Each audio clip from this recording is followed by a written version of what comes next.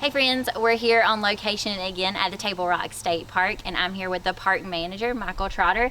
And today Michael's going to tell us a little bit about the plant life and the animal life that you can see when you come here, when you visit the park. Right, Casey. Yeah, Table Rock State Park is predominantly what was known as an oak hickory forest.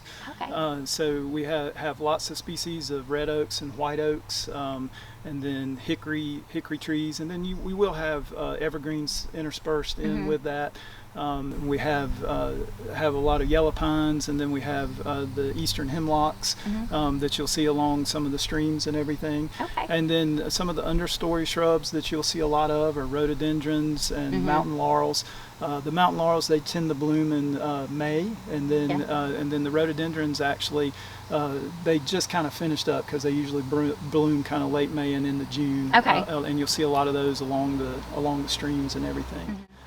One thing I always like to share about rhododendrons, you won't see it this time of year, but in the wintertime, they're basically kind of like a thermometer because their leaves, if it's below freezing, will curl up, and so they'll be like in a little roll. So that's one thing that you can use with the plant life to identify, well, is it below freezing or above freezing? If those rhododendron leaves are curled, then you know it's below freezing outside. I never knew that. That's amazing. Yeah, so that's kind of a cool little thing. It is. And then springtime, we have lots of wildflowers here at the park.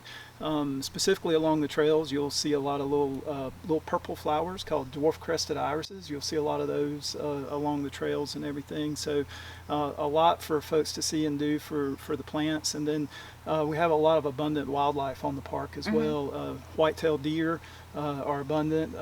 Actually caught a glimpse of one of those nibbling the shrubbery in my yard this morning. So. And then, I know that I've seen a lot of deer lately too, just not in the park, but just around. So you'll see a bunch here too. You will. And then one thing we've noticed in April, of course, we were shut down completely, and we saw a lot more wildlife moving through the park. We actually saw more black bears kind of moving through some of the use areas and stuff. But now that we've opened back up and people are camping again, they've kind of moved to places where the people aren't. But you will see black bears.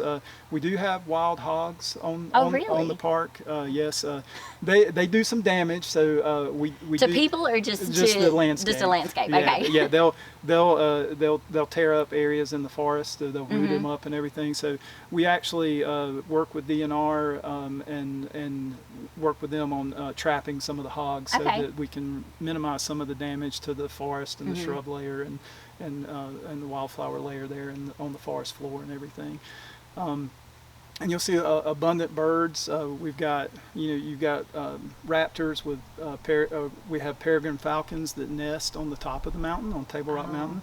Have a nesting pair of those, and then lots of red-tailed hawks that you'll see, and red-shouldered hawks that you'll see throughout the park. And then this winter, we actually saw bald eagles in the winter and early spring. Wow, really? Right. Yeah, it was pretty amazing. That's the first time I'd seen one. We actually saw it swooping down and fishing in Lake Pinnacle there. So I bet that was amazing. It was amazing, yeah, because that's something that you just don't see every day, and it's the first one that we'd really seen on the park. So. And are bald eagles local to South Carolina? There actually are. They're on Lake Jocassee.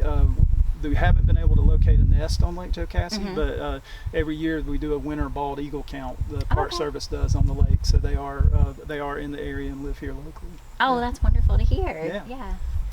All right, well, that's wonderful. I hope you guys make a visit soon to see some of the animal life and the plant life that we have here. One last question, Michael.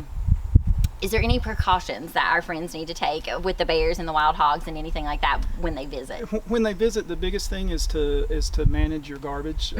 Make sure that you don't leave any food sources out on your picnic tables or anything like that, that you've got it safely contained either in your camper or your cabin or in one of our animal-proof trash bins that we have throughout the park. Wonderful. Well, thank you so much. Stay tuned again. We'll see you. We'll have some more information from Table Rock State Park. Thanks.